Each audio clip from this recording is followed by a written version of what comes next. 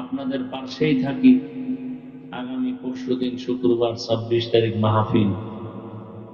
আপনাদের এই মাহফিল 5 দিন করলে যে পেরেশানি আর খরচ, এর আরো 3 গুণ বেশি আমার একদিনের মাহফিলের খরচ।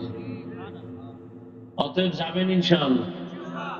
চিন্তা করে ভাড়া কম করে কেন? ভোটের আগে পাবেন না, সমস্যা নেই, সেদিন তো খাবেন। নিয়ত করেন জুমার নামাজ ওখানে হবে, সকাল 10টায় শুরু হবে, রাত্র 12টা পর্যন্ত জুমার নামাজ মাঠে হবে। যাবেন তো ইনশাআল্লাহ? আল্লাহ সবাইকে কবুল করেন। এটাই তো ভালোবাসা। এখন তো হাত দিয়েছিল, আমি হাত ধরি না। 1 নম্বরে কয়জনের সাথে মিলাবো, 2 নম্বরে হাত যারা দেয় এরা রসুলের মহব্বতে দেয় না, ছবি তোলার জন্য দেয়। এই 2 কারণে আমি হাত বাড়াই না। মাদ্রাসায় আসবেন, মাহফিলে আসবেন, প্রতি মাসের 2য় শুক্রবার ইজতেমা আসবেন। হাত কেন? বুক মিলাবো, আমি অপেক্ষায় থাকি, বুক মিলাবো। কদিন বাইরে কোনো ওয়াজ রাখি না, সারা রাত এক জায়গায় বসে থাকি।